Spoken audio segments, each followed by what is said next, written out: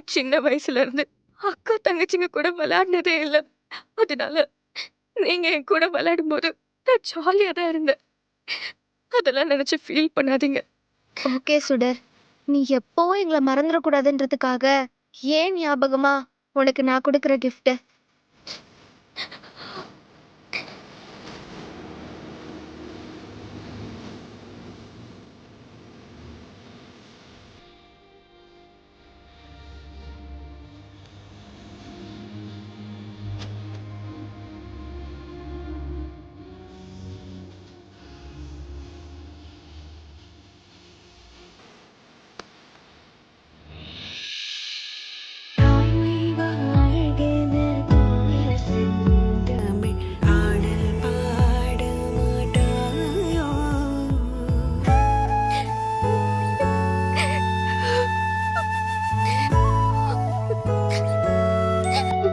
Thanks அபி.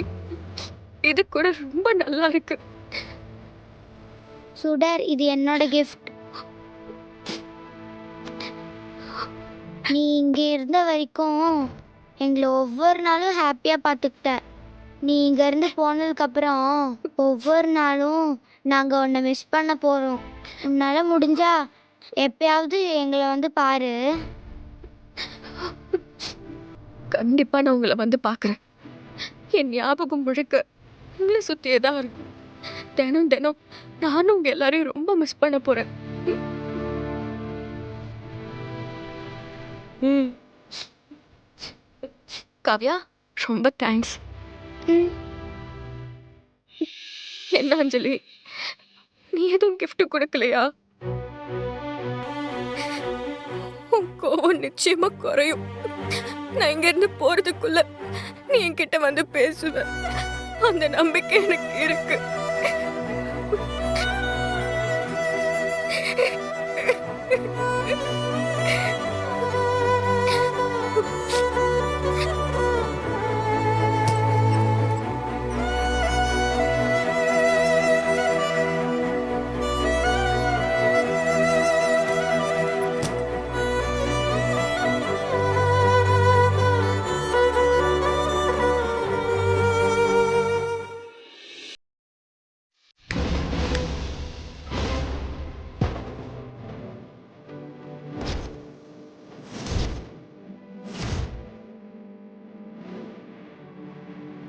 என்னம்மா சுடர், பெட்டி படுக்கையெல்லாம் கட்டிட்டு கிளம்பிட்ட போல இருக்கு. என்கிட்ட வச்சுக்கிட்டா முடிவு எப்படி இருக்கும்னு இப்ப புரிஞ்சுதா உனக்கு? நான் கொஞ்சம் அசந்ததும் ஓவரா ஆட ஆரம்பிச்சிட்டல்ல. அதான் இப்ப மொத்தமா உன் ஆட்டத்தை அடக்கிட்டேன். உனக்கு எவ்வளவு திமிரு இருந்தா என்ன கை நீட்டி அடிச்சிருப்ப. இப்ப பாத்தியா, நீ இனிமே இந்த வீட்டுக்குள்ள கால் வைக்க முடியாத அளவுக்கு பண்ணிட்ட. என் கல்யாணத்தை நிறுத்துறேன்னு என்கிட்டயே சேலஞ்ச் பண்ணல. எங்க முடிஞ்ச என் கல்யாணத்தை நிறுத்தி காட்டு பார்க்கலாம். இங்க பாருங்க, எனக்கு எழில் சாரோட கல்யாணத்தை நிறுத்தணுங்கிறதுலாம் சுத்தமா ஐடியா கிடையாது. சொல்லப்போனா அவர் கல்யாணம் பண்ணிக்க ஒத்துக்கிட்டதுக்கு ஆளா சந்தோஷப்பட்டது நான் தான். என்னோட கவலையெல்லாம் குழந்தைங்களை நல்லபடியா கவனிச்சுக்கிற ஒரு அம்மா வரணுங்கிறது தான். என் பார்வைக்கு நீ அவ்வளவு நல்லவ கிடையாது. அதான் எழில் சார் உன்னை கல்யாணம் பண்ணிக்க கூடாதுன்னு நினைச்சேன். ஆனா இனிமே அது பாசிபிளான்னு தெரியல. நான் கடைசியா ஒரே ஒரு விஷயம் மட்டும் உன்கிட்ட கேட்டுக்கிறேன். சப்போஸ் எழில் சாரை நீ கல்யாணம் பண்ணிக்கிட்டாலும் குழந்தைங்களை விட்டுறாத. அவங்கள நல்லபடியா கவனிச்சுக்க. அம்மா இல்லாத பசங்க, நீ ஒரு நல்ல அம்மாவா அவங்களுக்கு இருந்தனா எனக்கும் சந்தோஷம்தான். அடடடடா, நீ பேசுனத கேட்டு நான் அப்படியே உருகி போயிட்டேன். இப்படியெல்லாம் நீ பேசுறதுனாலதான் எழில் உன்னை ரொம்ப நம்புறாரோ? இந்த அட்வைஸ் பண்ற வேலையெல்லாம் என்கிட்ட வச்சுக்காத. நான் எழில கல்யாணம் பண்ணிக்க போறது அவரோட சந்தோஷமா நான் நினைச்ச வாழ்க்கைய வாழ்றதுக்காக. அந்த இந்து பெத்து போட்டு போன குட்டி பிசாசுங்களுக்கு ஆயா வேலை பாக்குறதுக்கு இல்ல. புரியுதா? இங்க நின்னு தேவையில்லாம பேசிக்கிட்டு இருக்காம சீக்கிரமா கிளம்புற வழிய பாரு. ஃப்ளைட்டுக்கு டைம் ஆகுது. குழந்தைங்களை எப்படி பாத்துக்கணும்னு எனக்கு தெரியும். அதெல்லாம் நீ எனக்கு சொல்லாத. நாய் வாலை எப்படி நிமித்த முடியாதோ அதே மாதிரிதான் உன்னெல்லாம் எப்பவுமே திருத்த முடியாது. ஏன்னா உன்னோட வளர்ப்பு அப்படி. ஏய், தேவையில்லாம வளர்ப்பு அது இதுன்னு பேசுனேன்னு வச்சுக்கோ. என்ன பண்ணுவ? நான் உண்மையை தானே சொல்றேன். உங்க அப்பா உன்னை ஒழுங்கா வளர்த்திருந்தாருன்னா நீ இவ்ளோ மோசமான ஆளா வளர்ந்திருப்பியா? என்னடி ரொம்ப பேசுற? எங்க அப்பா சட்டையில கை வச்சதுக்கு தான் உங்க அப்பா கண்ணை பழுத்துச்சு, மறந்துட்டியா? எனக்கு அது நல்ல ஞாபகம் இருக்கு. அந்த அடிக்கு பதிலா நான் உன்னை அடிச்சதுதான் நீ மறந்துட்டேன்னு நினைக்கிறேன்.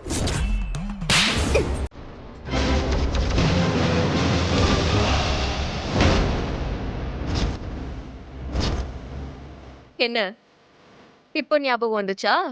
என் மேல திரும்பவும் கை வைக்கிறல? ஆமா, அடிச்சேன். என்ன பண்ணுவ? உன்னால இதுக்கு மேல என்ன ஒண்ணும் பண்ண முடியாது. இப்ப சொல்றேன், நல்லா கேட்டுக்க. நான் இங்க இருந்தாலும் சரி இல்லனாலும் சரி உன் கனவு பலிக்காது. புரிஞ்சுதா? இந்த கல்யாணம் நடக்காதுன்னு சொல்றேன். உன்னை வீட்டை விட்டு துரத்த பிளான் பண்ணி உனக்கு புத்தி வரலல்ல? இப்படி பண்ணதுக்கு நீ ரொம்ப வருத்தப்படுவ. நான் எழில கல்யாணம் பண்ணி காட்டுறேன். உன்னால முடிஞ்சதை பாத்துக்கோ.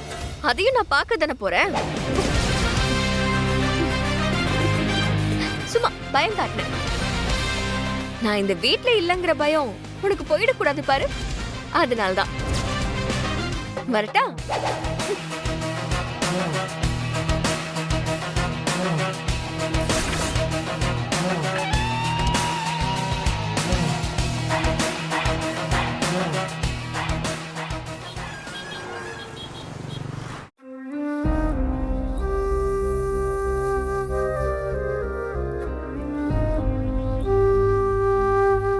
சுடர், என்ன ஆச்சு உனக்கு? ஏதோ பேசணும்னு சொல்லி வந்துட்டு இங்க வந்ததுல இருந்து எதுவும் பேசாம அமைதியாவே இருக்க. என்னன்னு சொன்னாதானே தெரியும். மனசு சரியில்லக்கா. ஏன் உன் மனசு மட்டும் அடிக்கடி சரியில்லாம போயிடுது? ஏய் தீபா, சும்மா இரு. நீ என்னன்னு சொல்லு சுடர். ஃபாரின் போறதுதான்க்கா என்னோட ட்ரீம், ஆம்பிஷன் எல்லாமே. ஆனா இப்போ அதுக்கு ஒரு சான்ஸ் கிடைச்சும் எனக்கு என்னமோ போறதுக்கு மனசே வர மாட்டேங்குது.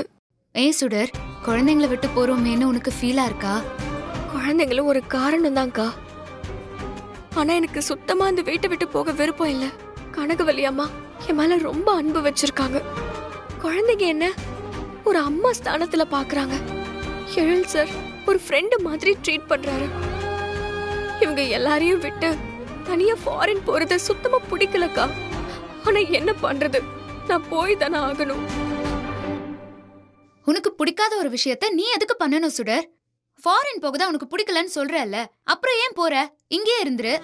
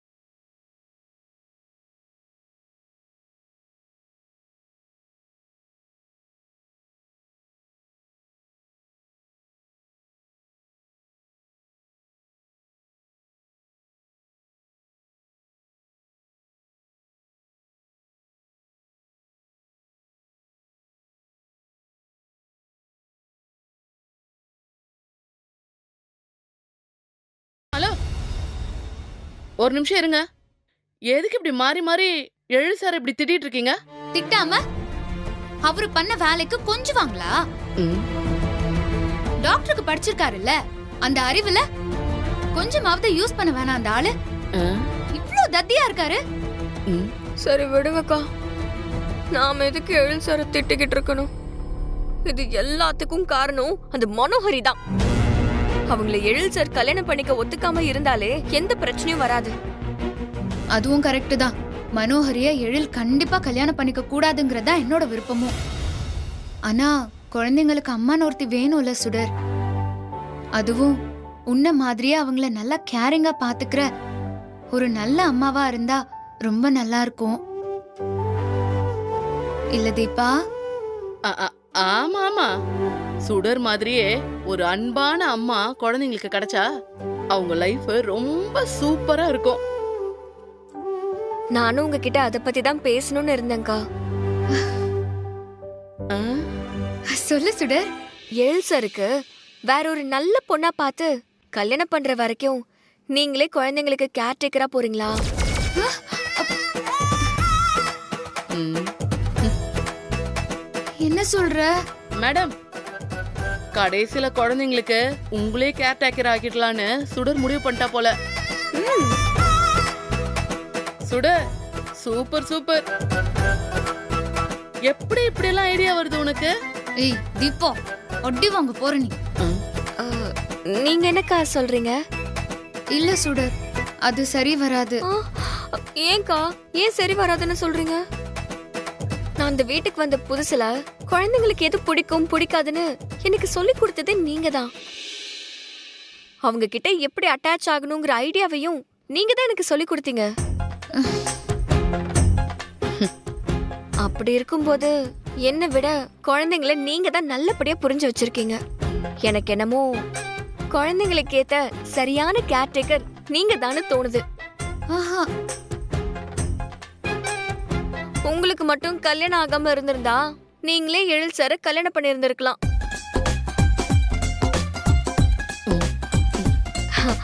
அவருக்கு ஏத்த மாதிரியான கரெக்டா ஹைட்டும் வெயிட்டுமா இருக்கீங்க. ஹைட் வெயிட்டா இருந்தா பேய் எப்படி கல்யாணம் பண்றது? ஏய் சுடர், இப்ப எதுக்கு நீ என்னென்னலாமோ பேசிட்டு இருக்க?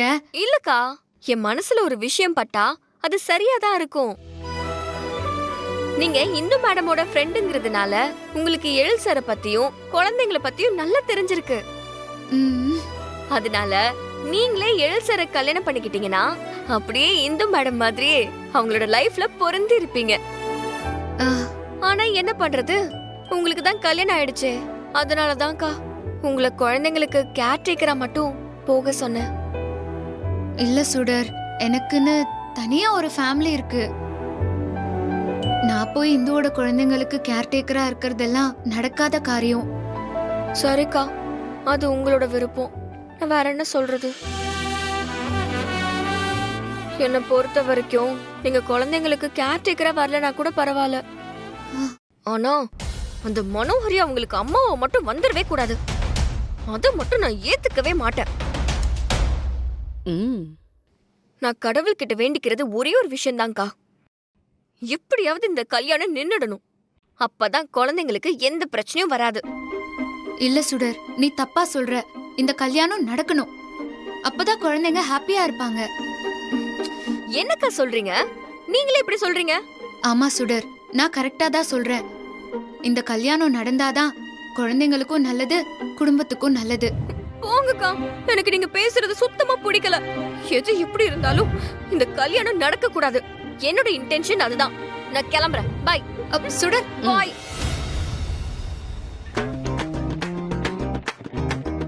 பாத்தியா தீபா, நான் அவரும் அவளும் கல்யாணம் பண்ணிக்கணுங்கிறதுக்காக தான் இந்த கல்யாணம் நடக்கணும்னு நான் சொல்றேன். அத அவ புரிஞ்சுக்காமலே போறா. சரியான முட்டாள். பேய் மேடம், சுடர் ஆரம்பத்துல இருந்தே தெளிவா தான் இருக்கா. நீங்க தான் இவ்வளவு நாளா முட்டாளா இருந்திருக்கீங்க. என்னடி கொழுப்பா? என்ன முட்டாள்னு சொல்றியா நீ? ஆமா பேய் மேடம், மனோகரி எப்படிப்பட்டவன்னு வீட்டுக்கு வந்த கொஞ்ச நாள்லயே சுடர் கண்டுபிடிச்சிட்டா. ஆனா நீங்க இத்தனை நாளா அவளை நல்லவன்ல நம்பிட்டு இருந்தீங்க. அது உங்களோட முட்டாள்தனம் தானே? அததான் சொன்னேன். சரி சரி, சும்மா அதையே சொல்லி காட்டிட்டு இருக்காத. சுடர் ஃபாரின் போறத எப்படியாவது தடுக்கணும். எப்படி பேய் மேடம்? ஏய், அதான் சொன்னேன்ல, எப்படியாவது தடுக்கணும். அதுக்கு முதல்ல ஒரு நல்ல ஐடியாவா யோசி.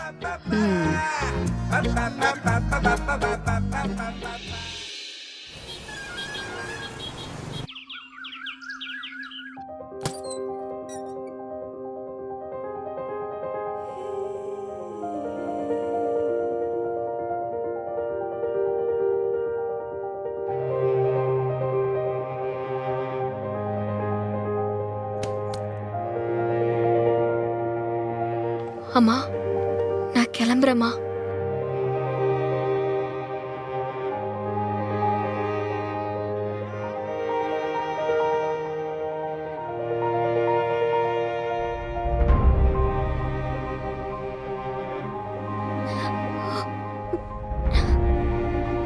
எனக்கு என்ன சொல்றதுனே தெரியல சுடர். நல்லபடியா போயிட்டு வாமான்னு சொல்றதுக்கே எனக்கு வார்த்தை வரமாட்டேங்குது. ஏதோ தடுக்குது. இந்த கிழவி வேற அவளை எதையாச்சும் பேசி அனுப்பி விடுறதை விட்டுட்டு சும்மா தடுக்குது கெடுக்குதுன்னு கடுப்பேத்திக்கிட்டு இருக்கா. நீ இந்த வீட்ல இருந்த வரைக்கும் இந்த வீடே எவ்வளவு கலகலன்னு இருந்துச்சு. இனிமே இது கலை இழந்து போயிடுமா?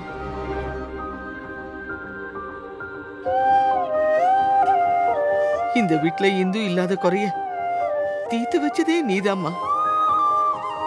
அவளோட ஞாபகம் எனக்கு அதிகமா வராம இருந்ததும் உன்னாலதான்.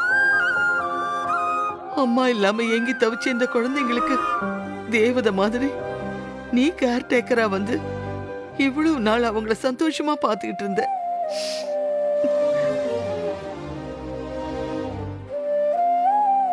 ஆனா அவங்களோட நிலைமை இனிமே எப்படி இருக்குமோன்னு நினைச்சாதான் எனக்கு ரொம்ப கவலையா இருக்குமா.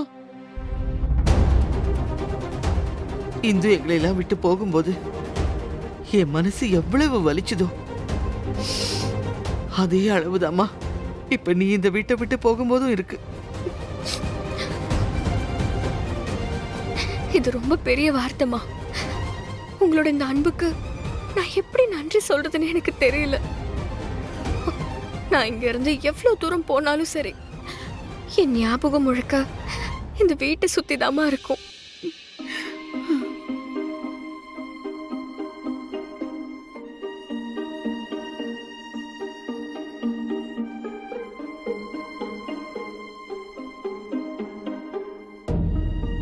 நீங்க நேரத்துக்கு மாத்திரை போடுங்க. ரொம்ப நேரம் கண் முழிச்சிட்டு இருக்காதீங்க. கால் வலி உங்களுக்கு அதிகமாச்சுன்னா செல்வி கிட்ட சொல்லுங்க. அவ உங்களுக்கு தைலம் தேய்ச்சி விடுவா. செல்வி, அம்மாவை பாத்துக்கோ. சரி சுடர், நான் பாத்துக்கிறேன். மேடம்க்கு அப்படியே ரொம்ப தான் அக்கறை. சும்மா இங்க நின்னு டிராமா பண்ணிட்டு இருக்காம கிளம்படி முதல்ல. சுடர், நான் மனசார சொல்றேம்மா, நீ எங்க இருந்தாலும் நல்லா இருப்ப. பார்த்து பத்திரமா போயிட்டு வா. என்ன ஆசீர்வாதம் பண்ணுங்கம்மா.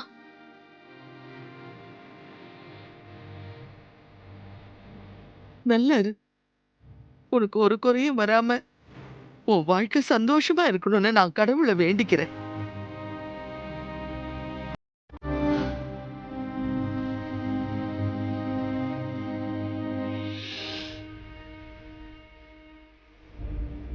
ராமையா, நான் உங்களை உரிமையோட பேர் சொல்லி கூப்பிட்டாலும் ஒரு அண்ணனாதான் எப்பவும் உங்களை நான் பாக்குறேன்.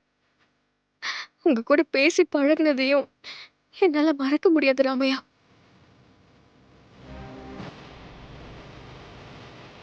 எழில் சாருக்கு அப்புறம் இந்த வீட்டுக்கு நீங்க தான் துணையா இருக்கீங்க. உங்க விசுவாசத்தை பார்த்து நான் மெய் சிலந்து போயிருக்கேன். எல்லாரையும் பத்திரமா பாத்துக்கோங்க. முக்கியமா குழந்தைங்கள டைமுக்கு ஸ்கூலுக்கு போய் விட்டுருங்க. சரிம்மா, நீ போறது எனக்கு கஷ்டமா இருக்கு. வேற என்ன பண்றது, சூழ்நிலை அப்படி. நீ ஆசைப்பட்ட மாதிரி உனக்கு ஒரு நல்ல வாழ்க்கை அமையுமா. எப்பவுமே இதே மாதிரி தைரியத்தோட தன்னம்பிக்கையோட இருக்கணுமா. அதான் இந்த அண்ணனோட ஆசை.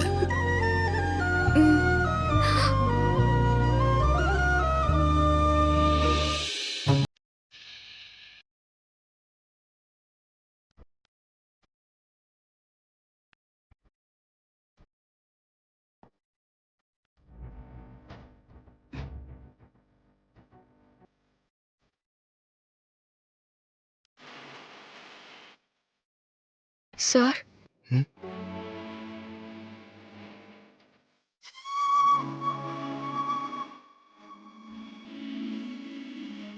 சொல்லு சுடர். ஒண்ணும் இல்ல சார், நான் கிளம்புறேன் சார். ஓகே சுடர், ஓகே.